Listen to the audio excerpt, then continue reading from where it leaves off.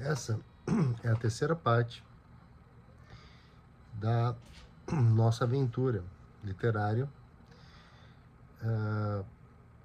nos embrenhando num bosque, praticamente abrindo picada no meio, né, da selva, floresta, bosque.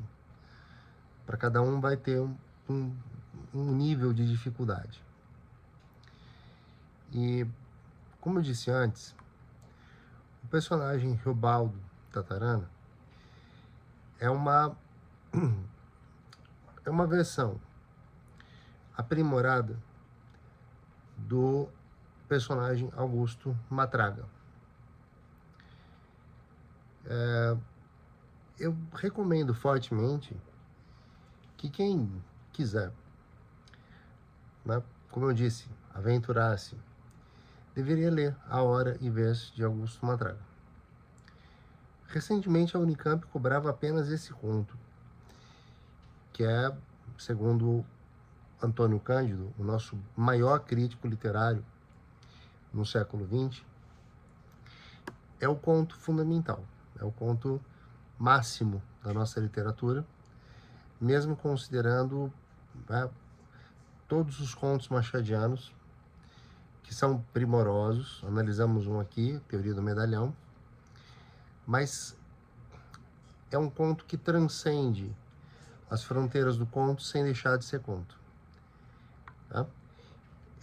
Essa expressão que eu uso, o deslizamento de sentido, é algo que está atrelado ao que é universal e a tudo aquilo que tem no campo da forma, que nós chamamos de transfiguração. O que é transfigurar? É pegar uma certa figuratividade e extrapolá-la, tá, numa direção para um além que não se sabia que podia ir além. Então, colocando em formas mais simples, a Hora e Vez de Augusto Matraga testa a receita de personagem que viria com Riobaldo Tatarana. Riobaldo conta a história, e contar a história de uma vida extraordinária é fazer com que esse extraordinário opere de duas formas. Opera como imortalidade, então eu narro algo para que esse algo não se perca, mas também narro algo como um legado. Há muitas formas de legado: coragem, honestidade, sabedoria, esperteza. E Riobaldo conjumina um pouco, né, de tudo isso. Riobaldo cresceu, né, ali junto da mãe, sem a figura paterna. Havia um padrinho que era muito afeito a ele e que, ao cabo, tá, de tramas menores, ele descobriu que era de fato seu pai. Esse padrinho era um fazendeiro que sofria com os ataques de jagunços que eram muito comuns naquele momento. E quando a mãe leva o Riobaldo para viver com um padrinho, porque ela já não tinha mais condição de criar o filho, o padrinho ensina o menino a ler, ensina coisas muito elementares, básicas, para que o Riobaldo pudesse, né, ter ferramentas para lidar com a vida. E isso é muito edificante, porque, do meu ponto de vista, quando eu li esse livro, a primeira vez que escreveu foi com 15 anos. Eu li Sagarana e, na sequência, fui para Grande Sertão Veredas. E foi o primeiro momento que eu tive um insight, ou devaneio, que é o que eu prefiro, de que pessoas podem se interessar por mim, me fornecer ferramentas, e eu tive essa sorte com o meu pai, com a minha mãe, com a minha avó Elda, com o meu tio avô Oswaldo Caron, e não podia reclamar de que fosse negligenciado. Mas eu queria mais ferramentas. Eu tinha aspirações. Então, eu fui em busca desses saberes, conhecimentos, informações. Nunca tive grandes ambições. Minha maior ambição era ser viajante e escritor. Viajante, desde muito jovem, realizei. Agora, escritor, embora eu escrevesse muito, publicar é um desafio. Hoje eu tenho um livro publicado, se chama O Tempo ao Redor. Tem vídeos lá no futuro planejados já para falar dele. Não que eu acredite que ele tenha esse poder de impacto que as obras que eu comente, que eu venha a comentar, ou que já comentei, tem. Quem sabe um dia tenha, não sei. A ver, esperemos. Bem, Grande Sertão Veredas é focado em Riobaldo. Riobaldo conta a sua história, fazendo algo que Machado de Assis fez em mais de uma obra.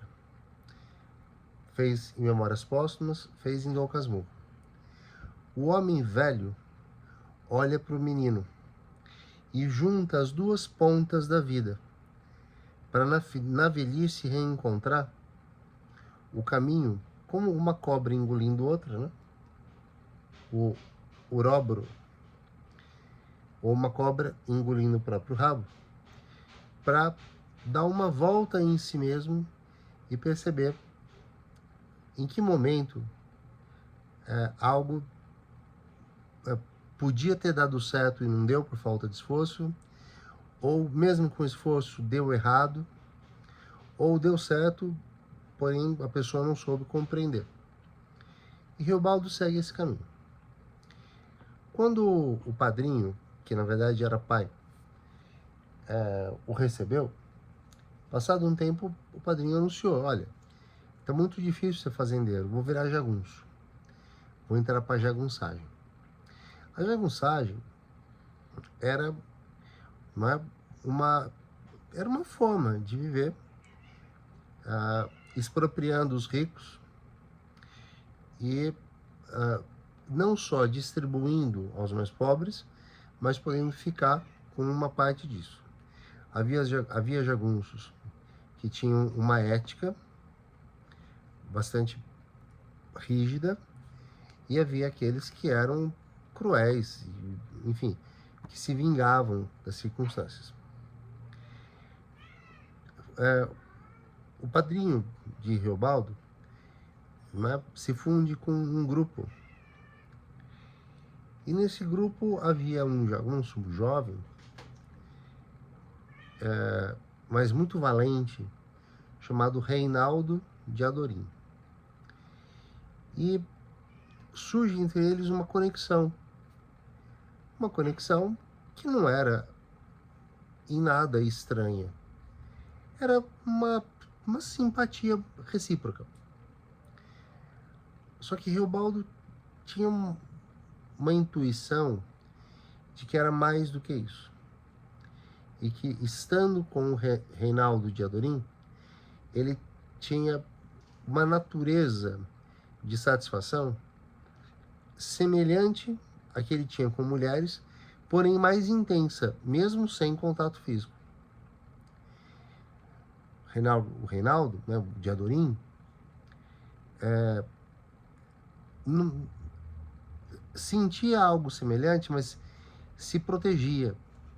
E o Riobaldo, talvez por inocência, escondia menos, né? Em nenhum momento a gente vai ter questões de, por exemplo, né, brincadeiras, falatórios, porque tudo acontece de uma forma muito discreta, muito mais mental do que físico. Nunca houve uma questão física. O leitor começa a desconfiar quando, né, Riobaldo, narrador em primeira pessoa, fala de Diadorim não ir ao rio despir-se, tomar banho com os outros jagunços. Esperava até a noite, ia num lugar distante e se banhava sozinho. Disso faziam alguma troça. Mas aquelas troças bem infantis, mas muito autênticas, dos homens que não se sentem à vontade de ficar nus perto de outros homens. Tem muitos motivos para isso. Riobaldo, aos poucos, quando os jagunços param em algum lugar, e muitos deles iam, né, ficar com mulheres, Riobaldo já não quer mais. Diadorim nunca quis. Nunca. Os comentários aí são mais maldosos. E o Riobaldo até tenta, porque era habitual dele. Mas ele sente que já não tem o gosto, não tem o prazer, a transcendência, o delírio. Né? O delírio do corpo.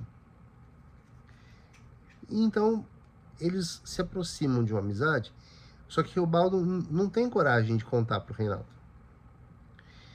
Então, há um momento importantíssimo em que Riobaldo assume para si mesmo: eu gosto de Diadorim. Só que no mundo da jagunçagem, a homossexualidade era praticamente razão para uma condenação de morte. Não se admitia essa afronta ao que vamos chamar aqui de macheza. Então, Riobaldo, muito prático, pensa: para que eu e Diadorim sejamos felizes, eu tenho que acabar com a jagunçagem como um todo.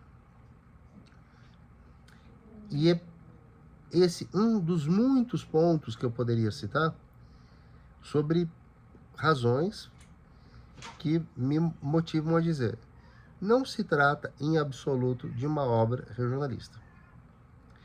Então, para encerrar esse vídeo aqui, lembremos: o sertão é um mundo para Guimarães Rosa, porque metaforiza o sertão, o agreste seco e árido que todos nós temos internamente, porque viver é sofrer. Porém, esse sertão se abre em veredas, como as nossas vidas, a minha, a sua, dos seus irmãos, dos seus amigos, dos seus pais, também se abrem. E nesse sertão é possível viver as grandes questões humanas que povoam a grande literatura.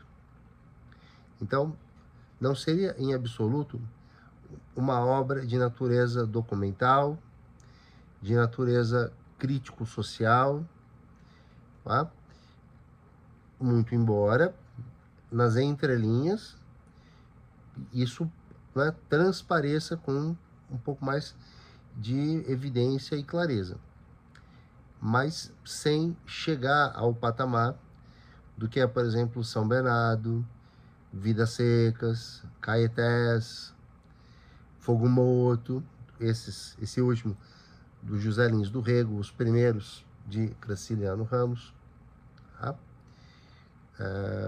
O 15 de Raquel de Queiroz, que é um livro doloroso, porém belíssimo, obras de Jorge Amado.